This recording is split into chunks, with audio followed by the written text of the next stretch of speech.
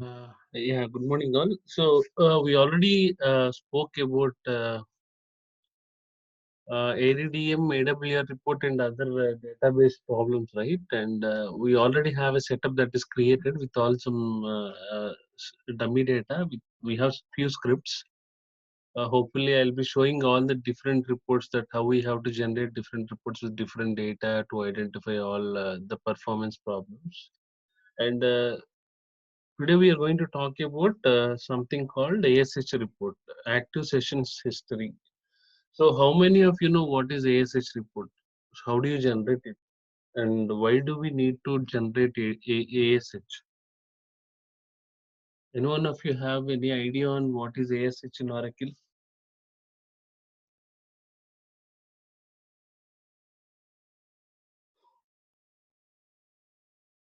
No idea? Basically, aid. I think from the name it says that active session history, like it talks about the session and generating it is similar to AWR reports. Instead of AWR, we'll give that as ASH and generate the report. That is what I understood. Yes. So ADDM basically it captures the report every 1 hour, right? Every 1 hour it automatically collects some data. It will analyze some sample data, whatever the data that has been collected every 1 hour in AWR or in ADDM. It will try to identify all the different bottlenecks. But the main agenda of ASH report is it will try to identify all the transient performance problems. What is a transient performance problem? I told you, right? Most of the problems are transient problems, which are very short-lived, okay? And they do not appear in any of AWR or ADDM. Okay, and then errors per minute you can see a trend, and then your hardware utilization in your Can all of you mute your lines, please? and then you can see how many times your error happened like that. You can see the dashboards are available. Why I'm showing this I'm taking a class on the same Zoom again. All right. So there is some data that has been collected, which is called sample data to identify all the transient problems. Okay, these transient problems are basically they are called short-lived problems, and most of the times they are not reproducible. Okay, we cannot reproduce the same kind of performance problem, but however, to capture that temporary problem, which is also called transient problem, which is very short-lived, that is only possible to see that in the ASH report. Again, most of the performance problems that are captured from ASH are uh, the DB time again. Any report, AWR or ASH or ADDM, primarily focuses on the impact on DB time. For example, you are running a test for 6 hours or 7 hours, or even it can be 1 hour. You have seen or you have observed a sudden spike in the CPU. What do you do now?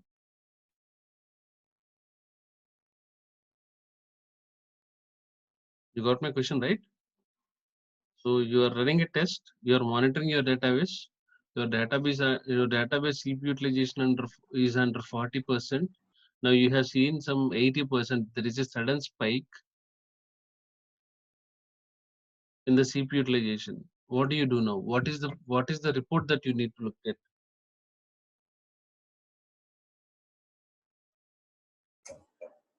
I think AWR report.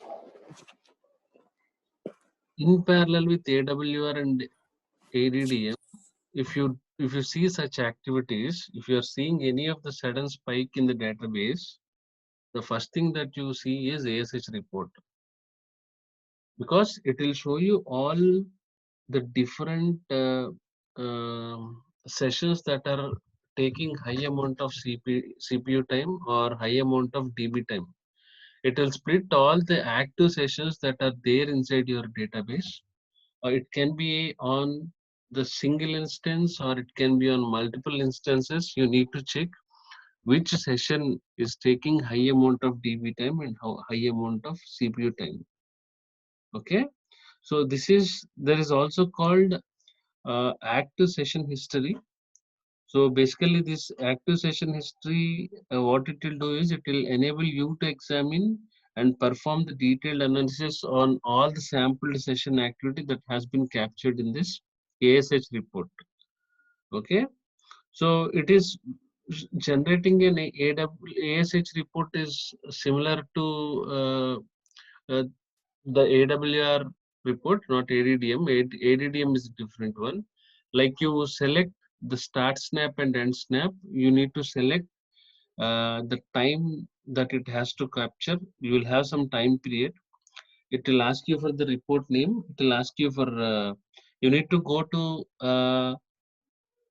Oracle Home. I told you, right? If you remember, I have mentioned you once one path in Oracle Enterprise Manager. You need to go to RDBMS will ASHRPT. Basically, whatever the report that you want to generate, those are all SQL scripts. Okay, every script, AWR report, ADDM report.sql, ASH report.sql, all the SQL scripts are basically stored under Oracle Home RDBMS admin.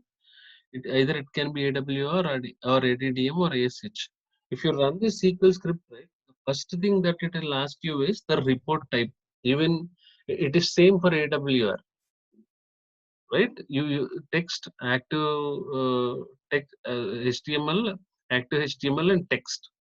Always the reason we select HTML, the reason is because irrespective of any browser that you use, you can open any browser and you can view the report.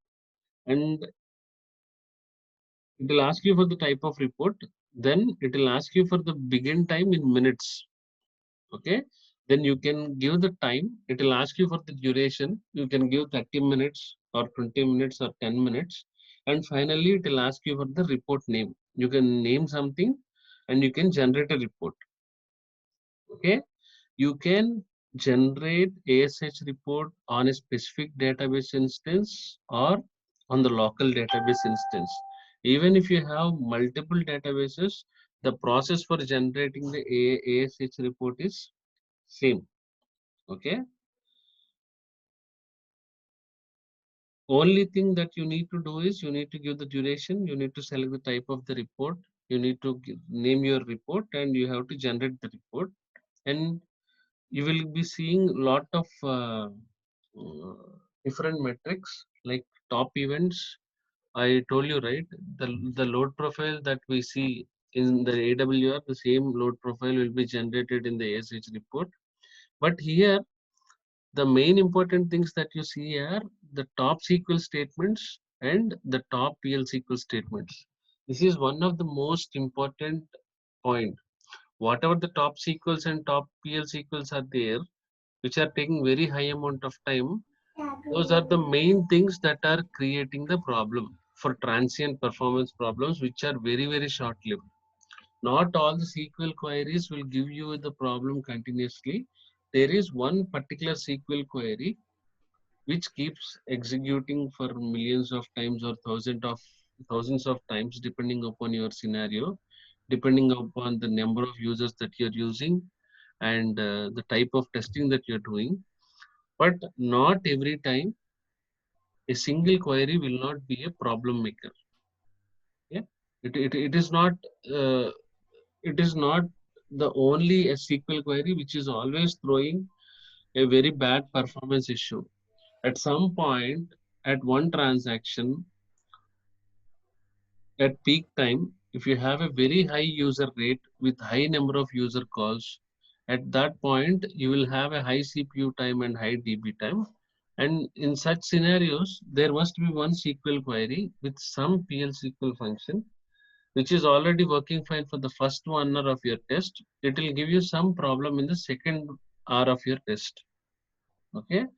These are basically, it happens because of some of the wait events, and most importantly, you see many of the sessions taking high amount of time, again DB time or CPU time, with high resource utilizations. You will go to that particular session and you will see what is increasing with what session. Okay, if you look at the top events, right, the top events, uh, they are categorized by user, background, and priority. Basically, this is talking about uh, the top events, which are the user calls that are taking high amount of response times or high amount of DB or CPU time, along with the process that are running on the background. It will list down all the top events with something called priority. Okay, so this will top user, and even this top events will have three different things.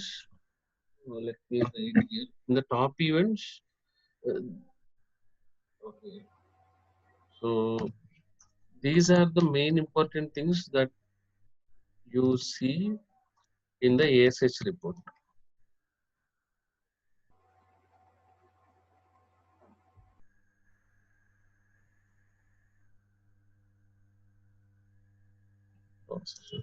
You forget about the remaining areas.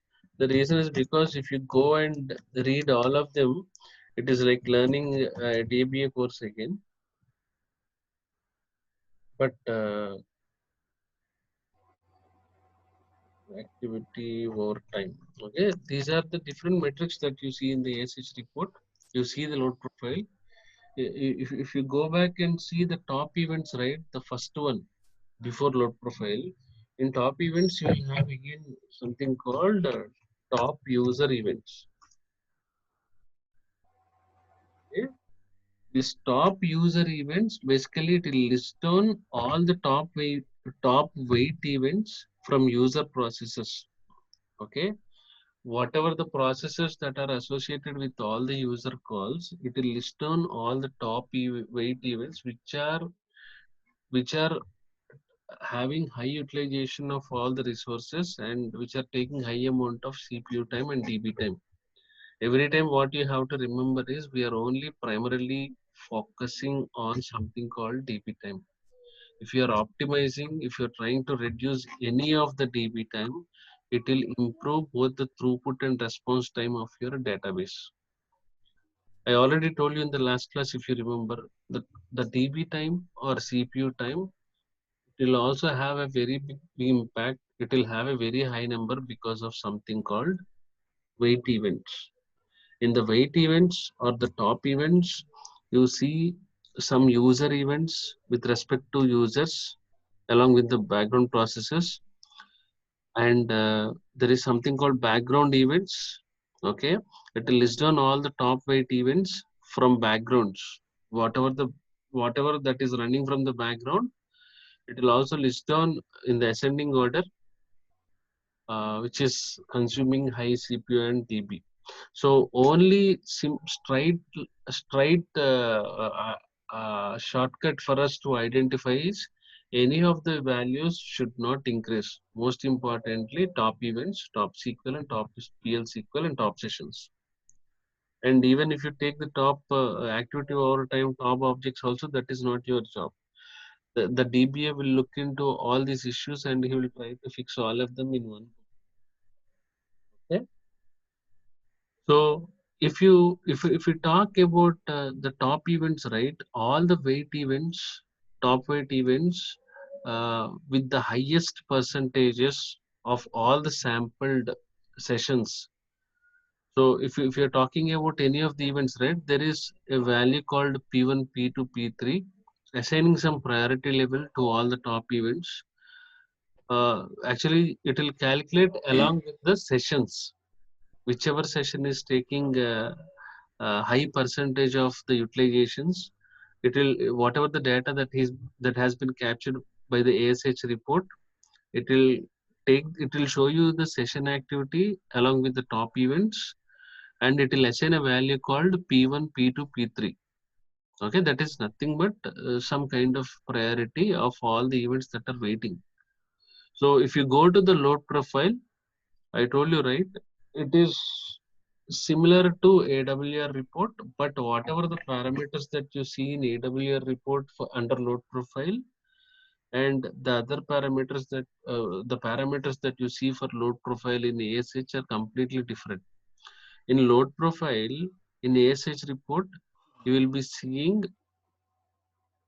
the SQL commands and the sessions that uh, are which are that are causing the transient performance problems, right? You will see the SQL queries and also the sessions under this load profile. And there is something called top services, top SQL command types, and top phases of execution. These are the three important things. So there is one PPT to go through all these concepts. I'll send you after the class. You can look at that PPT, and I have also prepared one document for your better understanding. It is clearly mentioned what are all the metrics that you need to look at and what are the different bottlenecks that you can see, and how you can identify them is the important question. Okay, so you can see the top SQL. This is the, even if you forget the remaining metrics, the most important point is the top SQL. Okay, so the top SQL will will list down all the SQL statements that have the highest percentage of the collected data, whatever the sampled session activity history, the sample data that you have that has been captured from ASH. It will show you all the top weight events with all these SQL statements. Okay, most of the SQL statements will have some issues with rows, tables, with elapsed time, problems with indexes, uh, with hard parsing, soft parsing. At the end of the class,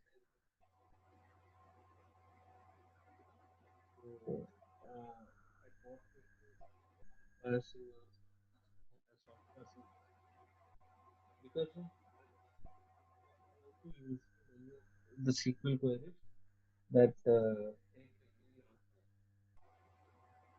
Not able to hear you, RK. No, what I'm trying, is it better now? Yeah, can hear you now.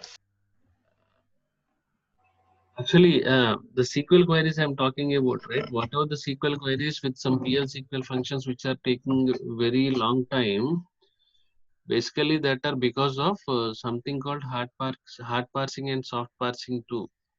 And I'll tell you, I'll explain you what is hard parsing and soft parsing in the end of the class. And you have to mainly look at it. It will be very easy for you to understand. You will have a graphical representation of this data, like what are the parameters that you need to look at, and you will see the spikes and some pie chart diagrammatic representation of all these top PL SQL statements or the procedures with highest percentages, and also you see the top sessions. What what does a session contain? Anyone of you know what does a session contain?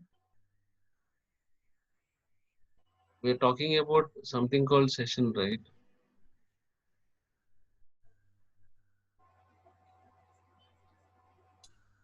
It's No about the idea. user information and the actions or the queries related to the user. Sorry, come again. No, it's when we say session, it is about user session. So it will be having the user detail and also the user actions or user queries. Basically, what are all the queries executed by that particular user? Those details. Right. So again, if we go back and talk a lot about that sessions, right? You'll have something called server session and client session, database session. There is something called session broker and remote session. Basically, this session contains all the complete information of the user. Okay. So it has a lot of data of all the user calls, objects, and it also contains some kind of what mm, information of I mean of like what that information will contain is a lot of information. I mean there are a lot of parameters of that particular session. So there is some data of a user call of everything that from the connection side, from the session side, everything, all this data is will be available in something called session, and the data is huge. If you Google what is the information that a session contain, it will show you lot of information with lot of other parameters. So you can understand from that. And I told you right, the most important thing that you need to look at is only the top SQL. Okay, and last thing, you will not be involved in. You can take a report. You can see the numbers of all these metrics. I mean, of all the parameters of all the sampled session data that has been captured from ASH report, but you will not be able to take any of the decision by looking at these numbers. You will definitely need your DBA help to understand what are the top objects by percentages, what are all the top files by percentages, or what are all the type of contention that it is impacting your throughput or response time by percentage. Okay, even if you look at all the top DB objects, with the help of ASH report, I have written one point here, right? Top objects, files, and latches. You can see the top DB objects. Okay, the top DB objects, actually what it will show you is it will show you the list of database objects, and database objects are nothing but tables and indexes. Okay, so again it will list down all the uh, tables and indexes in the context of DB objects. It will show you which index or which table is taking highest amount of memory, highest amount of CPU, DB time, and CPU time. Every time you try to identify something, if you want to optimize something, you see all the attributes in every section and you try to identify which DB object is taking high amount of DB time. If the DB time is increasing, it means that you have you have some wait events. Okay, the wait event can wait for it can wait for some time. It is not predefined. It depends upon how your database is designed, how your application is designed, or how effectively the load test is happening. And if you have a very big wait event that will wait for some time, and the DB time is the sum of the CPU time and the wait time of all the wait events, right? When it is waiting, when it is calculating all the wait time of all the wait events, it will affect the DB time. When you have high amount of DB time, it will show a very negative impact on your throughput and response times of your database. When your DB time is high, your obviously it will increase your CPU, it will increase your memory, it will increase your disk. Obviously, it will trigger something and it will create some kind of bottleneck. Okay, so you can also look at all the top DB files, which will list all the top DB files that are eating more amount of resources and also the CPU time and DB time. And the simple shortcut of ASH report is it will focus only on the DB time of your database, which is increasing your DB time. This is the only agenda of your ASH report. And what will increase the DB time in ASH report? The transient performance problems, which are very short-lived, and you cannot see that short-lived performance problems in any of your ADDM or AWR report. it will show very negative impact on your DB time. So ASH is very important to identify the short-lived problems, and you can simply generate an ASH report by going to the SQL prompt into the Oracle Home RDBMS. You can access your scripts under RDBMS admin. You can simply double click on ASHRPT.SQL script. It will ask you for some inputs. If you give them, it will generate a report. And this is actually, we are covering this part as part of our performance sessions, but you got nothing to do with the ASH report. You will not be allowed to touch uh, any of, you can take the ASH report, but you will not be allowed to take any of the decisions on the database by just looking at the parameters or the numbers in your ASH report. Okay? And ASH report can be taken at any frequency of time. You can take it for 3 minutes, you can take it for 30 minutes, you can simply select the date, you can simply select the time, that's all. Okay? And because of this AWR, ASH and ADDM, you will see many issues. Okay? For example, you are load testing. Okay, you are running a load test. The application is connecting and disconnecting every database interaction. What does it mean? And understand the question very clearly. If I have an application, you cannot. This is one.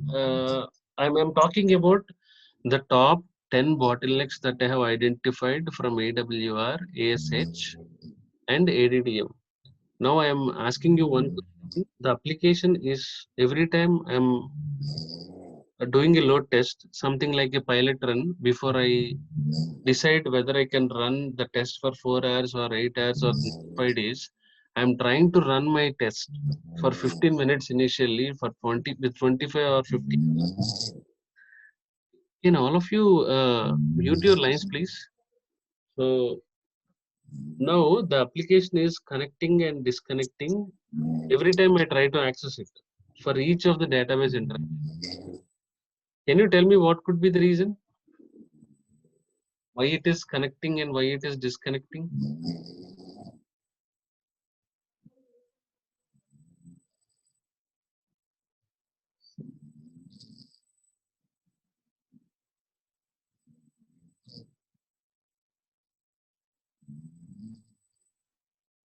No one experienced such scenarios? Maybe network issues. It can be because of network and Yeah. anything, any other answers? Basically, this problem is very, very common with stateless middleware in any of the application server that you use. So the only, every time if you see an instant like this, when you try to connect to your application, it is getting connected, and if it is immediately getting disconnected, you will see lot many HTTP errors. It can be 4xx or 5xx errors. This happens only because of the bad connection management. This bad connection management will happen directly from the application design. You cannot, even if you monitor all the metrics from the Oracle database, you will not be able to identify the problem is because of the database. If you are looking at some scenarios, right? If you have a bad connection management, every time you are trying to access your application when you're during your load test, so you cannot go back to your database and you cannot start your tuning activity, right? You need to understand what is the issue.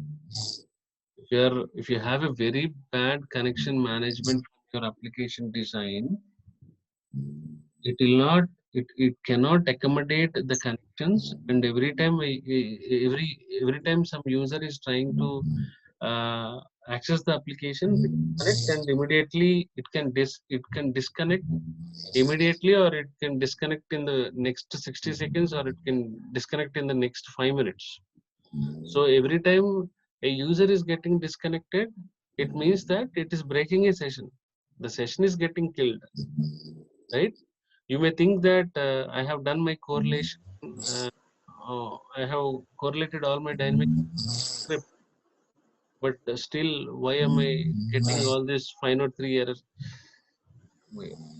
I am hearing a lot of disturbance today. I mean, in the call, I don't know why. Let me mute all of if anyone of you.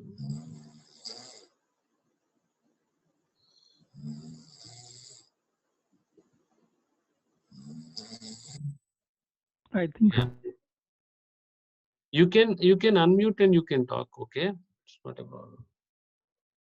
If you have a question, you can unmute and you can talk. I have set that option. Okay. So the first thing is the bad connection management is always a bottleneck. Okay. It is not always necessarily fixing the database. Tuning the database will not improve anything. You need to check the connection management. Okay, there is a separate team who takes care of the connection management. Okay, how the connections are happening. You can. Oh, okay. Okay, I'm sorry. Uh, do you know what is bad use of cursors and the shade pool? This is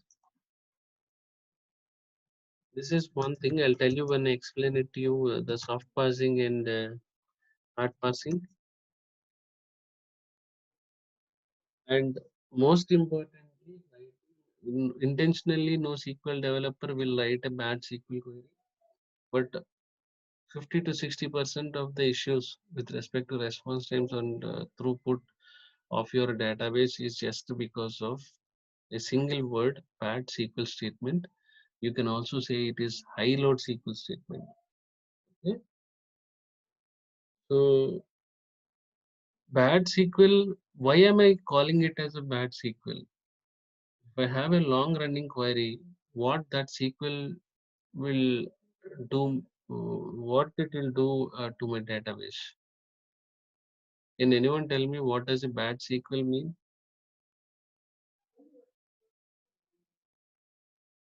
If the SQL is not written by following the best practices um, or optimized in an optimized way, that will cause a lot of high response time and high resource usage. Uh, those things. That's the bad SQL. We can call it as a bad SQL, and the impact should be like that. Like we will have adverse impact on performance. Right, bad SQL, the word bad SQL itself tells us that particular SQL is using more resources of your database. Okay, that is very inappropriate for the application requirement. So if one single SQL query is taking more resource, it is eating all the memory and CPU. Obviously, it will show a very big impact on your response times. Okay? So basically, you must be getting the question. Most of you will ask you, how do you take a call on a bad SQL statement? Or what are your next steps when you see a high load SQL statement? Or what is that you do from your side? You cannot directly go back and rewrite the SQL function, but you can, being a performance engineer, you can do you can take one specific action. Okay, you can investigate what are all the top SQL statements that are consuming the significant. Is this one? This one. So bad SQL basically, you can investigate which are the top SQL statements that are consuming the system resources, and to make all the potential improvements to fine tune that particular SQL statement. ADM will basically ADM will basically identify all the high load SQL statements. We already discussed about that, right? And if you want to check the impact, or if you want to check all the recommendations and suggestions of all the SQL statements, SQL Tuning Advisor can give you all the recommendations in what way you can change your SQL statements. Okay, when you use this SQL Tuning Advisor, it will automatically provide some recommendations for improvement of that particular high load SQL statements. This is only thing that you can do. If you even if you say that I have involved in SQL query optimization, I told you, right, in the parsing it will check in the parsing. If you remember, I told you that there is parsing involves in two steps. Basically, one is semantic analysis and one is syntax analysis, which will check the object attributes, which will check for syntax. There will be some kind of a security check, and the SQL will be automatically optimized, internally optimized by something called SQL processing engine in the Oracle database itself. Even after that, you will see SQL statements with high response times, high CPU, high DB time. To those SQL statements, you need to take all of them. ADDM will already help you which are all the high load SQL statements. And when you take help from SQL Tuning Advisor, which comes with Oracle Diagnostics Pack, it will provide all the recommendations and it will tell you some areas of, yeah. And there is always an issue with IO. Can any one of you tell me what is IO? Sir, one question. Yes, sir. As you said that bad SQL is primarily dependent on how much, if one of the SQL queries taking too much of resources or consuming too much of resources, is that the only criteria to identify a bad SQL, or is there any other thing that can also cause that issue? No. That is the only way to identify the high load SQL. Okay, the high amount of resource consumption, right? High amount of resource consumption, and all these high load SQLs will be directly identified by AWR top SQL section. One area was there, and ADDM it will show you all the top SQL statements that are taking high amount of percentages with respect to resource utilizations. Okay, it will also tell you how much DB time it is taking, how much CPU time it is taking. You can find all of these top SQLs, and by simply clicking on the SQL ID, it will take you that, it will navigate you to that particular SQL, and it will give you the complete information of that SQL. And when you report this incident to any of your DBA, he can rewrite the statement, and he can you can also use what I have explained here is, you can also use SQL Tuning Advisor, and you can adopt that changes whatever the recommendations that SQL Tuning Advisor is suggesting you. And it is not you who will rewrite it again. It is the DBA who can write the SQL query, and you have to rerun your test. He'll not Okay. he'll not make changes in one SQL statements. He has to consider all the top 10 high load SQL statements, and he has to make changes in all the SQL statements. Okay. And one more thing, you just mentioned that somebody called ADM who has to work on these issues, right? What is the ADM means? No, not ADM. I'm sorry. It is DBA. DBA has to work on it. Okay, perfect.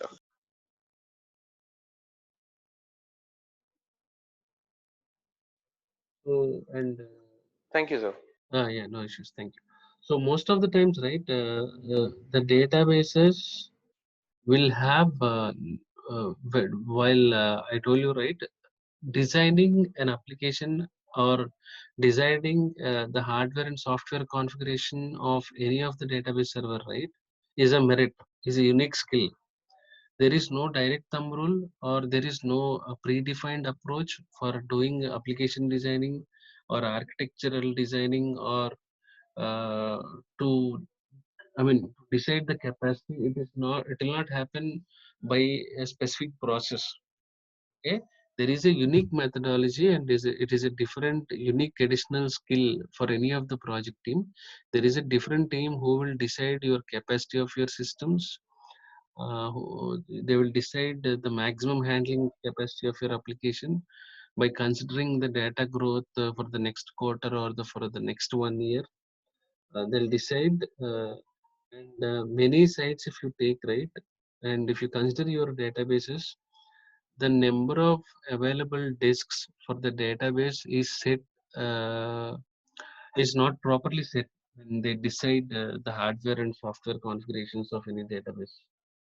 And when we cannot specify the number of disks correctly, you will see a high number of IO, more number of reads, more number of writes. You will see lot many disk issues, disk bottlenecks. Okay? If you don't configure your disks by disk space, and if you are not configuring with IO bandwidth, you will tend to see lot of disk issues. And even to decide disk, to configure the disks on your database, there is an approach, and there is a team, tools team or architectural team, where they will decide how many disks are required for your database configuration. If your database is 128 CPUs or 64 CPUs with 512 GB RAM or 128 GB RAM or 256 GB RAM, you need to get the right IO. If you're seeing the abnormal values in the IO, you have to go to disk separately, and you have to identify what is happening with the disk. Okay. So, and if you there is something called emergency performance method. Okay. There are few techniques to deal with something called performance emergencies, and there is no specific strategy to deal the performance emergencies. Do you know what is performance emergency method?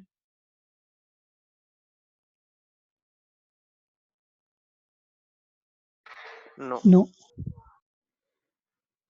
For example, there is one application.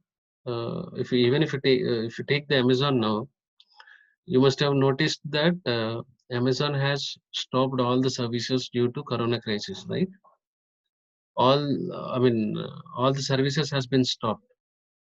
Now people are not getting the groceries outside because the shops and supermarkets are not open till next 15th, or it may get extend up to 31st of this month, and you're not getting anything online.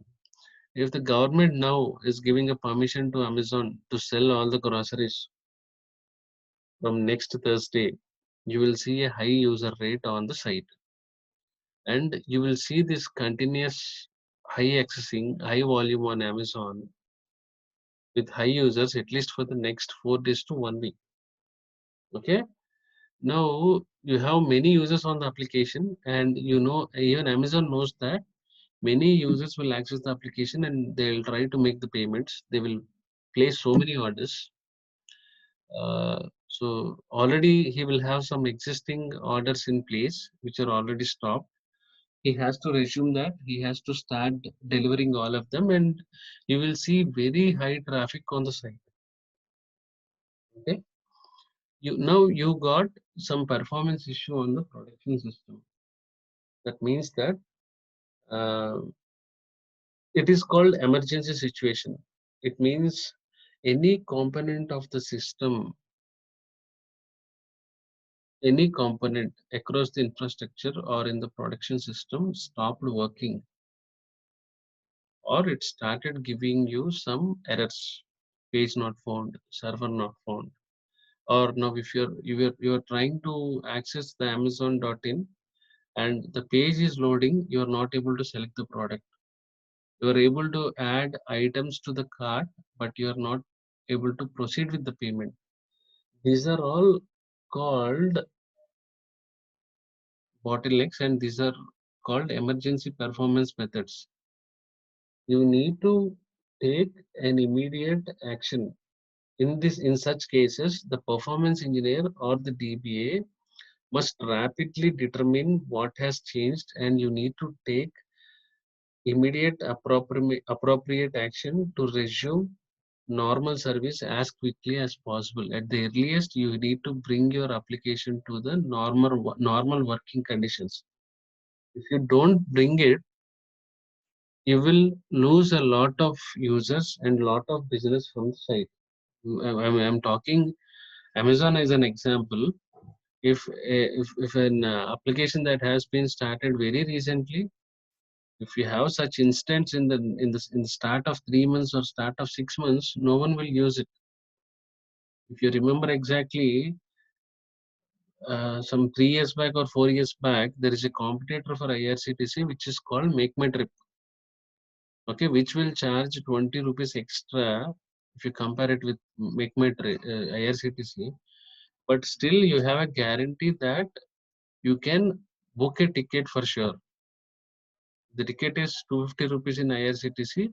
Make My Trip will charge you 25 rupees extra, like which is 275.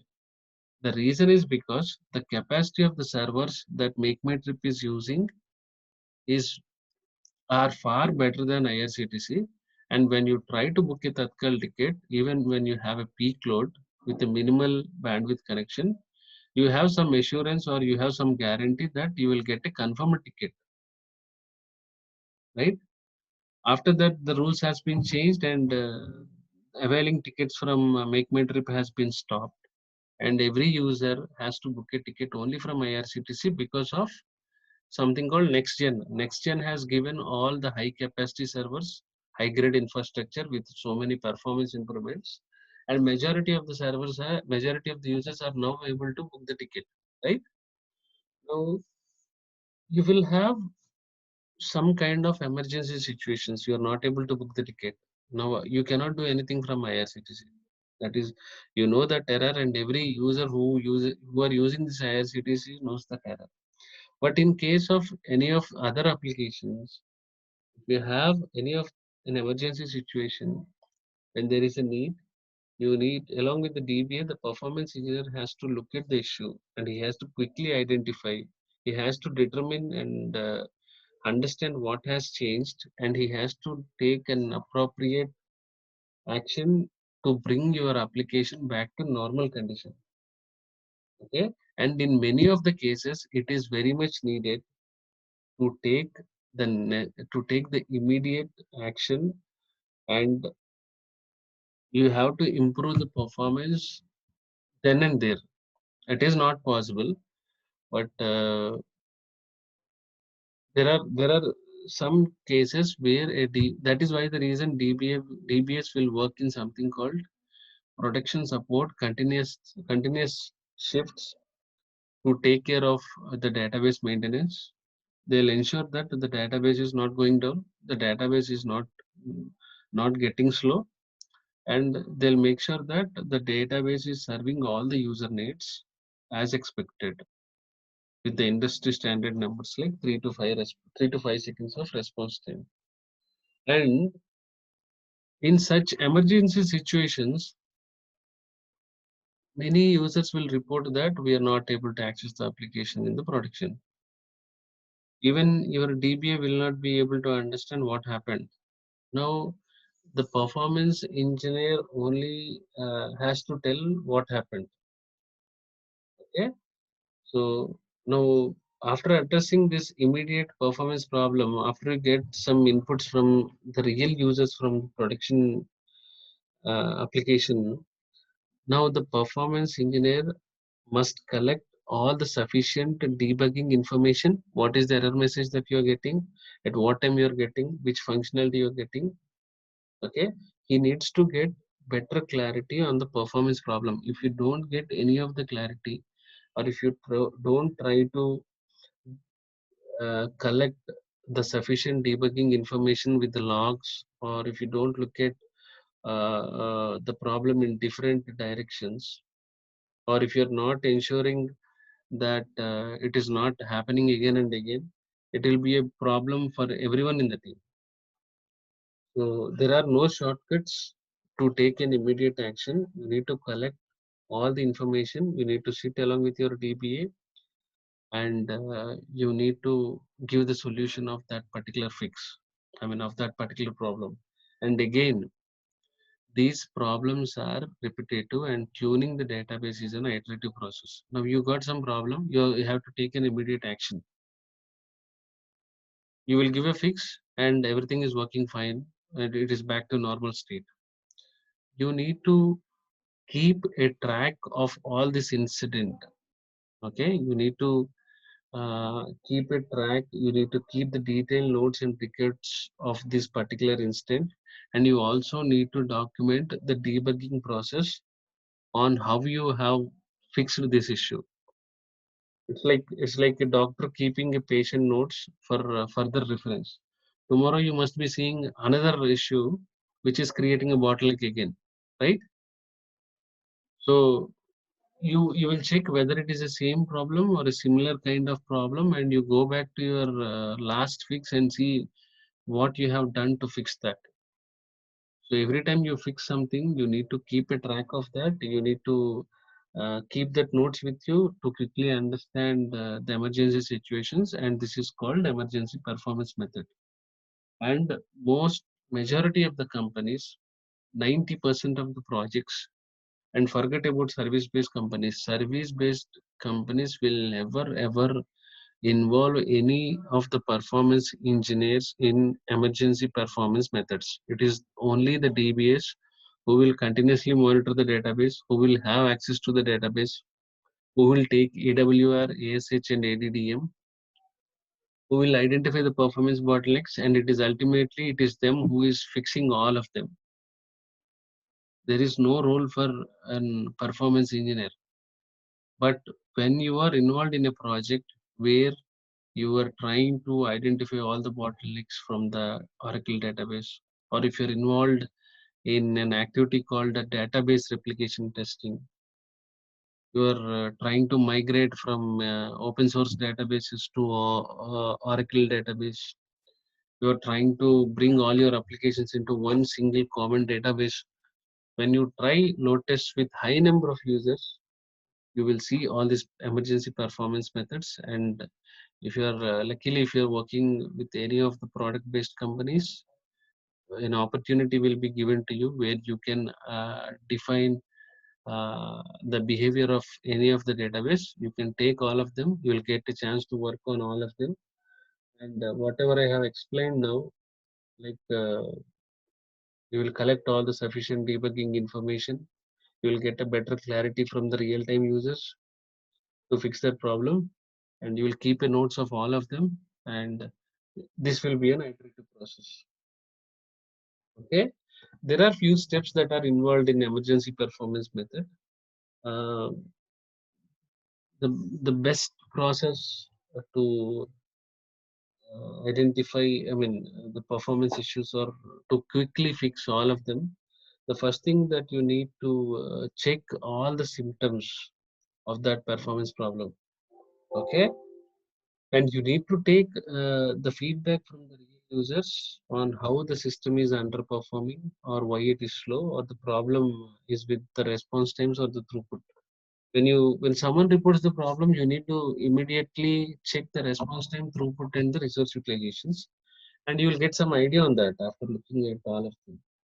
Okay, and you need to ask some questions to the DBS, saying that did something changed. Okay, from the last test that we have performed, did something changed? uh, any of the versioning or or the architectures or the memories, some kind of schema changes, DB configuration changes. If the answer is yes, you need to ask them what has changed. Okay, because these kind of questions and answers will give you the clues on the performance problem. Okay, and basically you will get some unbiased answers in some escalated situations, but again you will get some clarity. Okay, you can also check some statistics. You can collect some statistics. You can go back and see all the log files. Uh, if you have not, if you have not taken any of the log files, or if you have not collected any of the statistics, you can simply run a test for 1 hour, and you can collect all of them, and to understand the problem. And you can also take help from automatic tuning features to diagnose and to look at all the different recommendations that you can get from the Oracle Diagnostics pack, and you can just to understand and to monitor the problem. And again, even in the emergency performance methods or emergency performance problems, right? Here also you will try to identify the top sequels and top sessions. You can make a note. What did you identify from your Oracle database? I always worried about these two parameters, top sequels and top parameters. Okay, and in order to understand the issue, or if you want to, if you are the only performance engineer, if you want to give the quick fix, no one is. I mean, if the client is continuously asking you to fix that particular issue that you are seeing in the production, there will be lot many DBAs and other teams will be involving, and they'll be continuously working. If you still want to give a fix, I mean, if you still want to investigate further, you can run a sanity check on the hardware utilization of all the components of your application.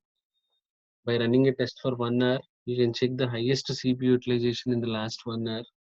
You can check your disk performance, you can check your memory usage, and you can also look at your network statistics, network performance of all the system components by having a right APM tool in place.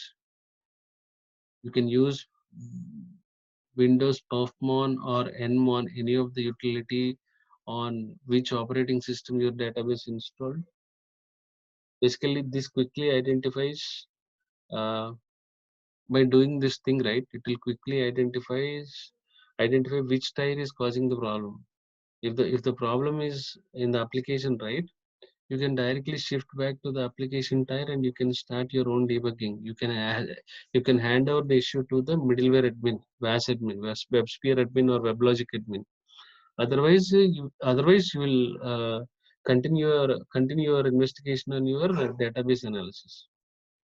Okay, so here you will be monitoring at the sessions that are consuming large amounts of CPU from the operating system level, uh, and from the database level, and you will look at the SQL statements along with PL SQL functions that perform high load time, and you also need to look at the execution plan. If the execution plan is changed, everything will have a negative impact.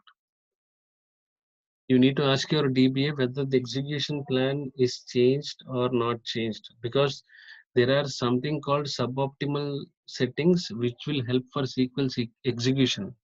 If the suboptimal settings are changed from the execution plan, and if the suboptimal settings are, I don't say that they are wrong, they are not properly given. Because of some suboptimal settings from the execution plan, it will create high load SQL statements, and this will be very difficult to locate. You will be knowing that there is some high load SQL statement. You never know why it is giving you high load time. That is why the reason you cannot. It is very difficult to learn and understand the execution plan for a performance engineer, because he don't have any hands-on experience in writing queries, PL SQL queries, and he cannot do all these activities. Only with the help of the DBA, you have to ask him that what did something change in the execution plan, or is it the same thing that is there from the last 6 months or 1 year? If he's saying yes, it has been changed,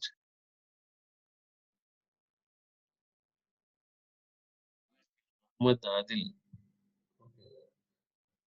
okay, there is some incorrect setting on the initialization parameters, and there can be some algorithmic issues caused by code changes or upgrade. So after talking all these things, right, the ultimate challenge for a performance engineer is you take AWR, ADDM, or ASH. I told you, right, bad connection management, algorithmic issues, coding issues, application design issues, or it can be issues with the upgrades. You have so many things. you cannot identify from which area is the problem, from which area you are seeing this problem. That is the main problem. Even if you have a full APM solution in place, you will never know whether it is a problem with the application design or hardware sizing, or it is directly from the RAM, or it is it because of some improper configuration from the disk. You really don't know. Okay, so these are all the different things that you have, and the last concept is uh, hard parsing and soft parsing. Okay, maintaining user connections on the database is very important. Okay, to maintain these user connections sufficiently, you need to minimize your parsing activity on your system. What is parsing activity? There is something called parsing, and you have two different types of parsing. One is hard parsing and soft parsing. Okay, parsing basically it is the process of executing a SQL statement and creating an execution plan for that particular SQL. Okay, and I told you right, this parsing has so many phases involved in it. What this parsing will do is, in the SQL execution engine in Oracle, basically this parser involves in many phases. This parsing, what it will do is, it will check the syntax checking, security checking, and it will check all the steps that are involved in a execution plan of a particular SQL. Okay, and there are two types of parsing. One is hard parsing and one is soft parsing. Basically, last time someone asked me where can I see the soft parses. You also say you also have seen something called parses attribute in the load profile, which includes parses, means it includes parses and hard parses and soft parses. Soft parses are basically they don't create any problem 90% of the time. But when you talk about hard parses, right? If an SQL statement is in hard parsing, if SQL statement is submitted for the very first time, and there will be no match in something called shared pool. Okay, so when a SQL is executed in mm, hard parsing, there will be no match in the shared pool, and when it is not in the shared pool, a hard parse will take a lot of CPU utilization, memory utilization, and disk utilization. Okay, so when it is not sharing any of the resources, or it is when it is not there in the shared pool, I'll tell you what is shared pool later point of time when I show it to you in Oracle database hands-on. So basically, when you don't have this match in the shared pool, it will take high amount of CPU, memory, and disk, and basically it will give you high response times. But whereas in the soft parsing, right, when a SQL statement is submitted for the SQL execution for the very first time, a match will be found in the shared pool. Okay, this soft parsing, when the match is found in the shared pool, it means that there is some already that it is finding a result of a previous execution that by another user. The same query has been executed by another user, and that query was already there in the shared pool. Okay, basically what is happening here, the SQL statement is being shared by a shared pool to all the users. All the users are executing from a shared pool. The same SQL statement is reused by n number of multiple users with something called shared pool, and it will give you a very good performance. But it is not the case in hard parse. Hard parse, when a SQL query is submitted for an execution, it goes to the SQL, it goes to the shared pool, and it will not find any match. So it has to check for everything for the first time. It has to occupy the CPU, memory, and disk. then obviously it will take a lot of time. Okay, when the SQL statement is shared, so more people will be using it. The same query will be executed for multiple times, and as it has been already checked for syntax analysis and semantic analysis, it will not check the SQL every time when the soft parse comes in for every user, which will improve the response time in a very good manner. Okay. Now, if you ask me,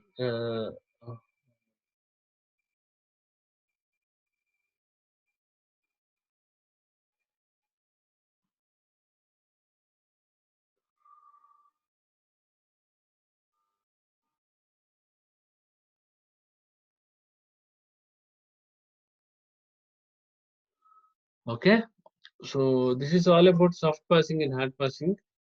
And this parsing value, right, it should not be high. If you see the high parsing value, then it means that there is a bottleneck. You are having high number of hard passes, which it is going to hard passes. It is not able to find anything in the shade pool. It is taking too much of time. Every time a user goes in, he is individually executing the query alone, and where it will spend a lot of time to execute that particular query. But whereas in the soft parsing, it is not the case.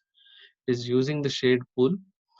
It is all the users are trying to use the same query, reuse it for multiple times from the shade pool, as it is already semantic checked, semantic analysis checked, and syntax checked, and security checked. Okay. Parsing should be minimized as much as possible, and application developers should design their application to parse the SQL statements. Uh, or it can be executed once, or it can be executed as many times as possible. It depends on, again, the application design. Okay, and I'll tell you all the different. I can send you all the bottlenecks. You go through all of them. If you have any questions, you can call me anytime. You can come back to me. I am, because the reason why I'm not explaining the bottlenecks now is I initially want all of you to go through the bottlenecks. At least if you understand what is that bottleneck uh, saying, then we can discuss about the remaining areas. First thing I want all of you to do is you go through all these bottlenecks. I'll send you the document. Read it. Then if you have any questions, please come back to me, and I'll help you. I'll also help you on how to install this Oracle database along with the application. There are some dummy simulators where it can generate some dummy data. From that, you can generate AWR, ADDM, ASH, and go log into Oracle Enterprise Manager. Play with all the options that are available in Oracle database. If you don't know anything, any basics of the Oracle database, don't try to install it on Linux. It will be very hard for you to understand the installation process and on how to open it. If any one of you have some good experience in Linux, then you can install it on Linux. I don't have any problem. If this is the first time, if you are installing the Oracle database, creating some sample database, uploading some dummy data into your databases, doing all these activities, do it on Windows. It will learn you. It will teach you something. Don't try it on Linux.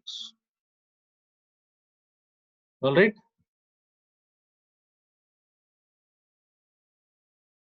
Do you guys have any questions? Yeah. Hey, Kumar. It's not Kumar. I'm Radha. Yes, please tell me.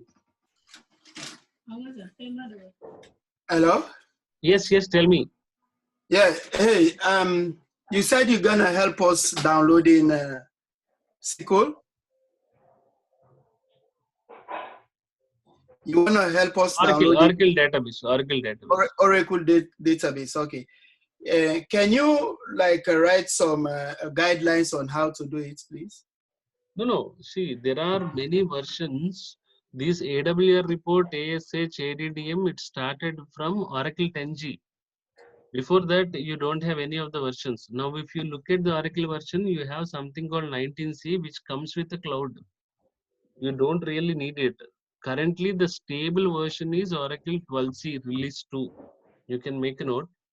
Oracle 12c release 2 is a stable version, and still many of the companies are using only 11, not even 12. If you can install the 11.x version, it is very good actually. If it is 12, you will have some advanced features in it. You will have some additional advisors and tuning sessions, some inbuilt performance tools that you have. Install 12c release 2, and there is a step-by-step procedure is already available in oracle.docs.com. If you can take the help of that oracle.docs.com with 12c installation, you will be able to install it. It's a very easy. It will not take much time. It will take 10 minutes for you, but to for the installation to happen on your laptop, it might take some 20 to 30 minutes to install all the files. Okay. Okay, one more question. So you said that you'll be sharing us the bottleneck documentation, right? So you're Uh, sharing us in the group or you're mailing us? no. Anita will share actually, because not all of them have joined the class, right? In the group, there are many people in the group. So Okay. yeah, I'll ask Anita to share with all of you. I have written some notes. There is some important notes that which will help you for all your interview evaluations. I'll send all the documents by today end of the day. Oracle is done for today. So I'll send you whatever the information that I have from Oracle. I'll send you. I'll ask Anita to share all the docs with you all. Okay. RK, And Yeah, this ASH, I'm sorry, this ASH, that PPT that you're referring for, right? So that is also will be shared through everything will Anita be ma'am. shared. Okay. Everything will be shared. All I what I need is you need to spend your time. I can give you 4 GB or 5 GB of data. Only the docs. You need to spend some time and you need to go through all the docs. That's all.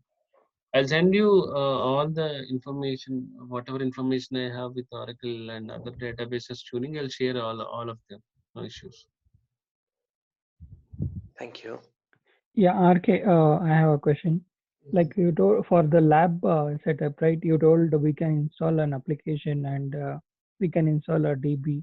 Hmm. But do you provide any of the application war files or something so that we can? I'll give you one war file.